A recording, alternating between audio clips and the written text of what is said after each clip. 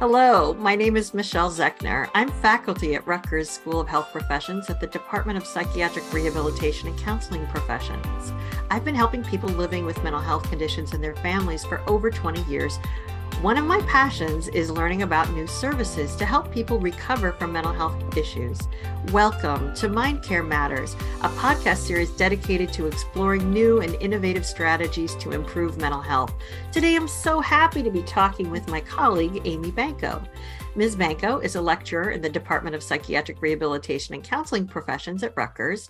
Ms. Banco is a teacher, trainer, consultant at the Integrated Employment Institute at Rutgers, where she facilitates trauma-informed supported employment and supported education training and technical assistance to enhance practitioner competencies and program outcomes. She co-developed the first mobile outreach supported education in New Jersey and has worked in this area for over 15 years. Ms. Banco has provided clinical services on multiple funded studies focused on post-secondary education and employment for individuals with mental health conditions. Additionally, Ms. Banco is a co-author of a best practice manual for providing supported education to transition-age youth and young adults with mental health conditions. She's a co-investigator on 2 federally funded studies on post-secondary education, supported education implementation, mental health conditions, and trauma.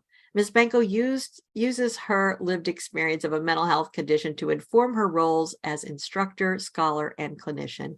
Welcome, Amy. It's so great to have you. Thank you so much, Michelle, for having me today. It is great to be here.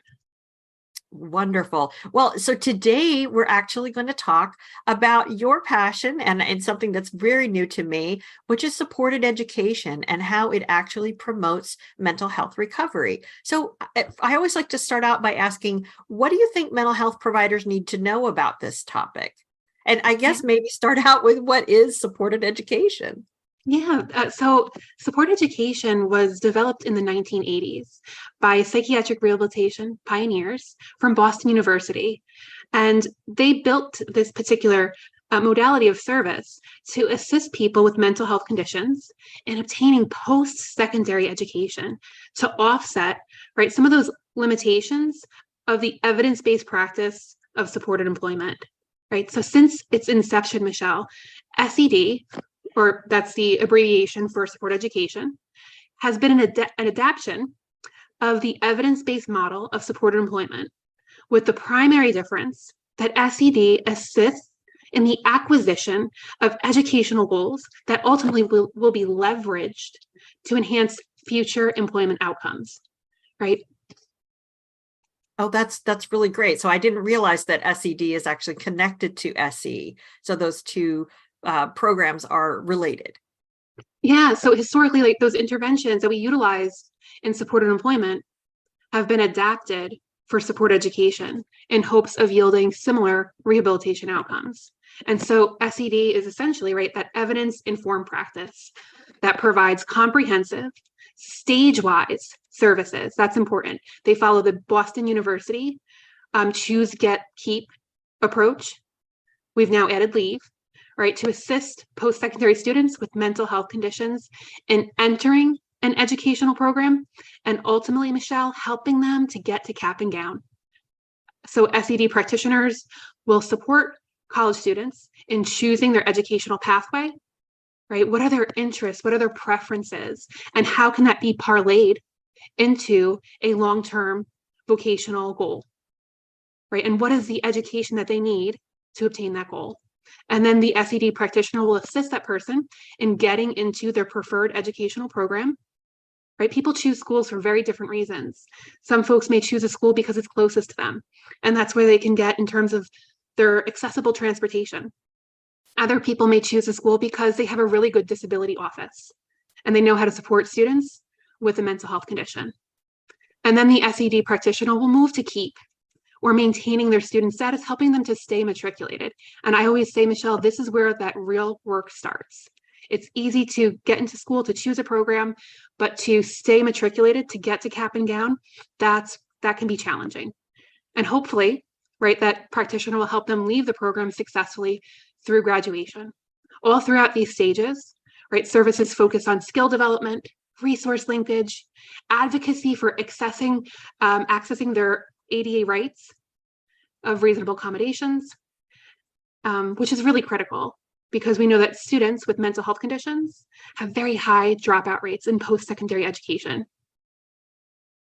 Yeah, that was going to be my question. So it sounds like it's really challenging, and it makes sense that if someone's experiencing a lot of symptoms as a young person and they want to go to school to, find a career path for themselves, they may be really challenged due to their symptoms or, other kinds of challenges like related to social determinants of health. Absolutely. When we look at students and students with mental health conditions in terms of barriers to attaining post-secondary educational goals, there are significant barriers that can include the symptoms itself, medication side effects. Think about the age of onset of a mental health condition, right? Late teens, early 20s. What are you doing at that time? What is the mental health condition impacting in terms of skill acquisition, right? And so we may have to assist in really building up some of those skill deficits or the acquisition of new skills, right? That can be study skills, time management skills, all of those executive functioning skills, how to stay organized, how to stay motivated. Those are things that a lot of college students can struggle with, but especially students who experience a mental health condition. And you mentioned those social determinants of health. That is key. When we think about social determinants of health, right, those are those non-medical factors that influence our health outcomes. And this is applicable to everybody, right? The World Health Organization looks at social determinants of health as conditions that people are born, grow, work, and live in. When we think about those factors, I see the base of those factors is the access to education and economic stability. Those two factors, Michelle, influence the other three primary factors, which is healthcare access, the neighborhood in which you reside in, and your integration socially and in your community, right? If you don't have post-secondary education, that is going to impact your economic stability by impacting your employment opportunities, right? And so when we look at education and accessing education for this historically marginalized, right, group of students, supported education is really a avenue of social justice opportunities, right? It helps individuals to access the educational environments that they may have historically been precluded from. Yeah, that's very profound. I mean, I hadn't really ever considered it, and I appreciate you sort of breaking it down for us, because it's about education is really community integration. It's really about normalization and sort of moving beyond one's illness and creating a new identity for oneself as a fill in the blank type of person. And I'd really never thought about it as a social justice issue, but I think that really makes a lot of sense. I'm curious, what are the typical outcomes that are seen when students are participating in supported education? Yeah, so when we think about the literature on supported education, unfortunately, there are very few random control trials. We have one. And what we've learned from this one random control trial is that students enrolled in supported education programs have a higher success rate in completion of their courses compared to individuals who may be receiving treatment as usual. Maybe they're linked up with VR, vocational rehabilitation, right? And so individuals receiving SED have a higher rate of completion of courses. We also note that they have greater improvement in the quality of their experiences with faculty, improved engagement in campus life, including those campus clubs, things of that nature. And they just report a better experience overall with their academic studies. Yeah, that's really fascinating, and so much more is needed. I'm excited that you're doing this work.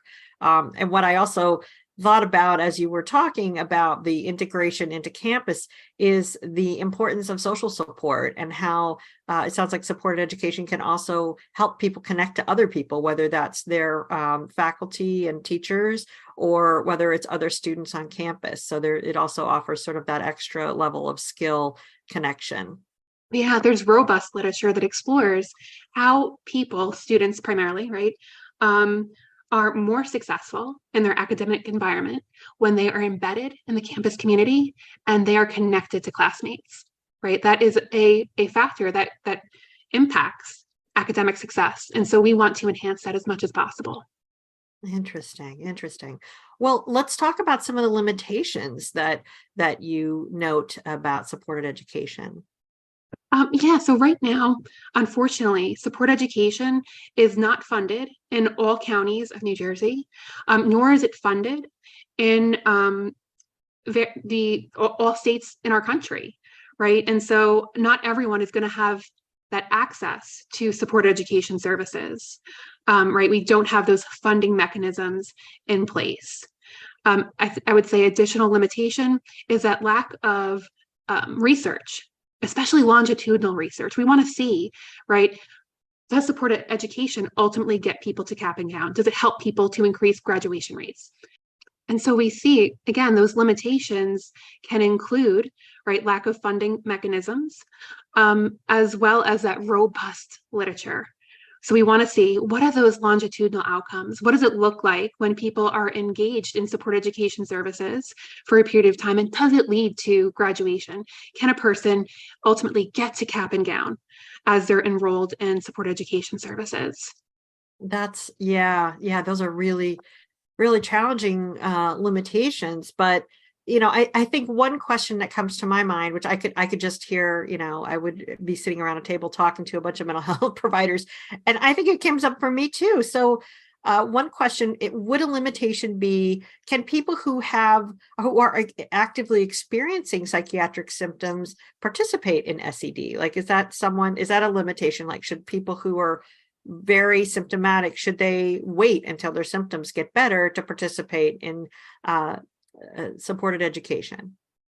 Great question, Michelle. When we think about eligibility for supported education, individuals who have a mental health condition, individuals who have more severe symptomology, persistent symptomology, right? Those are the people that this program was designed for, to help all individuals with mental health conditions, including those more significant mental health conditions, thinking of, schizophrenia, major depressive disorder, bipolar disorder, right?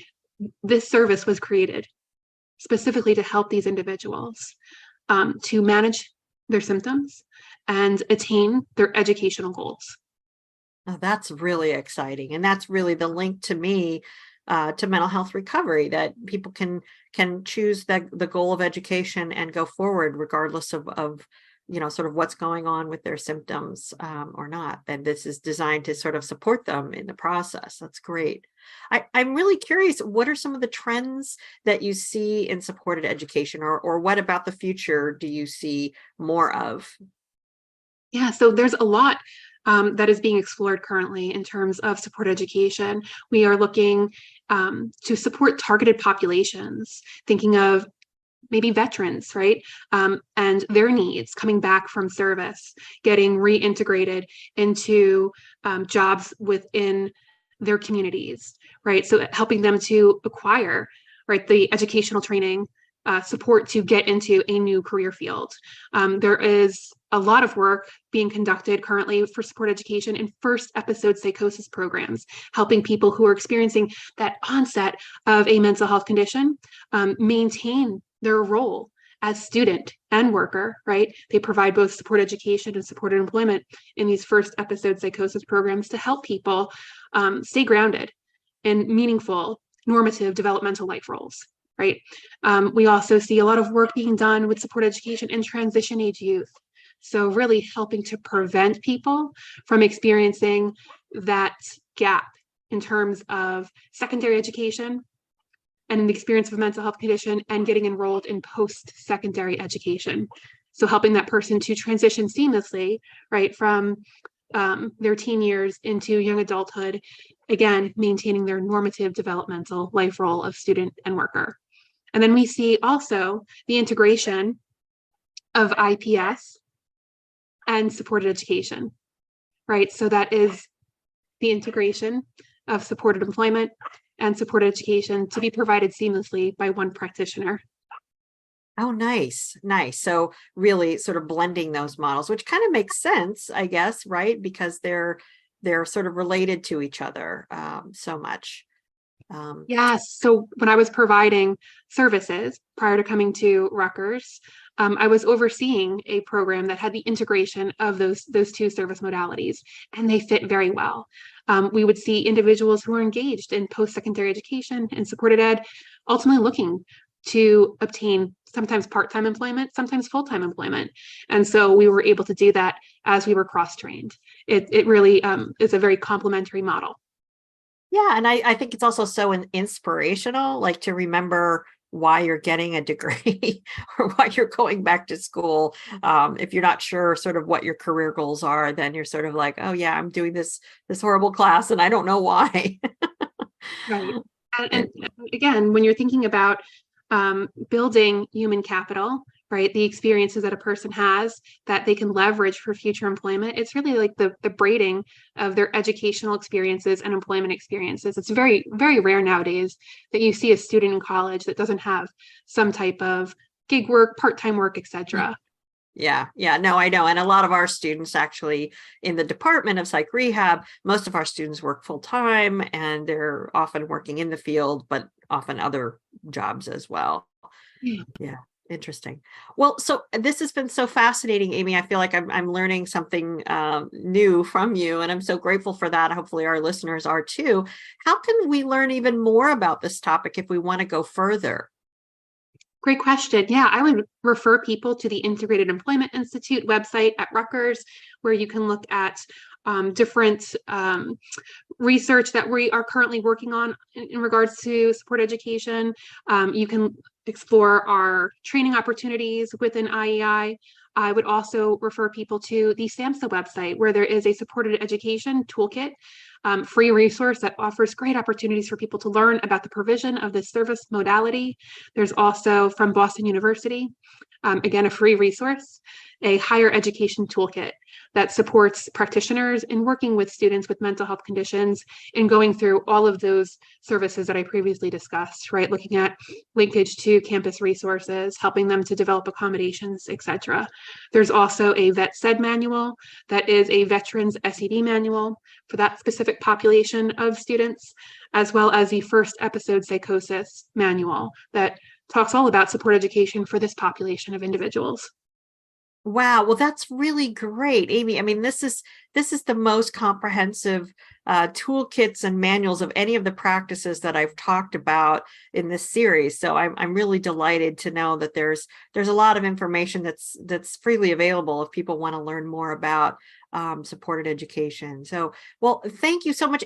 Amy, is there anything that I didn't ask you or anything that you'd like to add before we wrap up? No, I just hope that everyone who is listening is looking, for future opportunities to learn more about support education and hopefully fold it into their existing practices. I think it's something that really is profound and can help people to ultimately attain clinical recovery goals as well as those personal recovery goals. Thank you. Thank you very much, Amy. Very, very much, very interesting conversation. I appreciated it very much. Yeah. Thank you, Michelle. This podcast is a production of the Northeastern Caribbean Mental Health Technology Transfer Center at Rutgers University and made possible by funding from the Substance Abuse and Mental Health Services Administration.